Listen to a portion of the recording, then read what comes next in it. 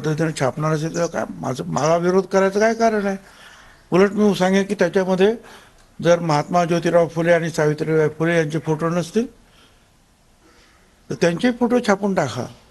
कारण या संविधानाच्या मध्ये जे इक्वॅलिटी आणि सगळ्यांना महिलांपासून तर दलितांपर्यंत सगळ्यांना समान न्याय देण्याचं काम जे केलं आहे ते काम संविधानापूर्वी 100 वर्ष अगोदर महात्मा ज्योतिराव फुले सावित्रीबाई फुलेंनी केलं. त्यांचेही फोटो छापले, आनंद आहे. देवी देवताच्या मला काय विरोध करायचं काय कारण नाही.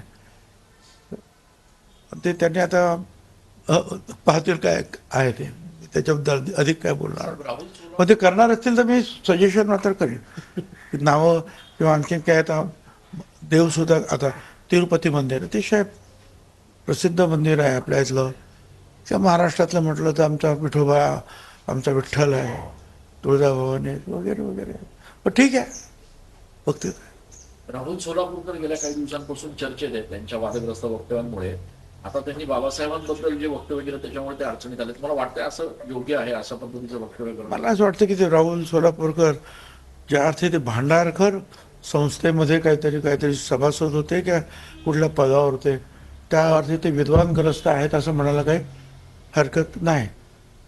पण ह्या लोकांनी सुद्धा कधी कधी जे आहे आपल्या मर्यादा कुठपर्यंत आपण काय बोलायचं हे सांभाळलं पाहिजे ना.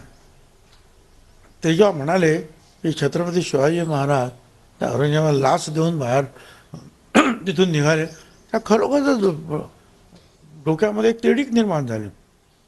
कोण माणूस आहे म्हटलं हे असं बोलणार आहे, हे कोण आहे ती अशी? हां, अरे औरंगजेब अख्खा हिंदुस्थानचा राजा, त्याला काय कोण लाच देणार आहे? काय लाच देणार त्याला? आणि तिथं लाच जर समजा दिली असती समजा तर लहानसा जो आहे संभाजी त्याला महाराजांनी जे आहे काशीला काही कुठेतरी ठेवलं दुसरीकडे.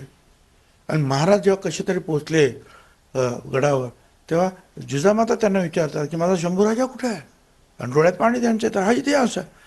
काय मग लाच दिला असं तर आरामात फिरत फिरत आले सगळ्यांच्या समोर.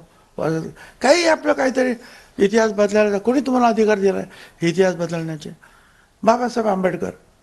बाबासाहेब आता लिहिलं असेल पुराणामध्ये की जे विद्वान पुरुष असतात ते काही ब्राह्मण असतात. पण आता आपण पाहिलं की जो मेहनत घेतो, परमेश्वरानं बुद्धी सगळ्यांना सारखी दिलेली आहे, त्या बुद्धीचा चांगला वापर जे जे करतात असे कुठल्याही समाजात आलेली जे लेकरं आहेत, माणसं आहेत ती किती मोठी झालेली आहेत.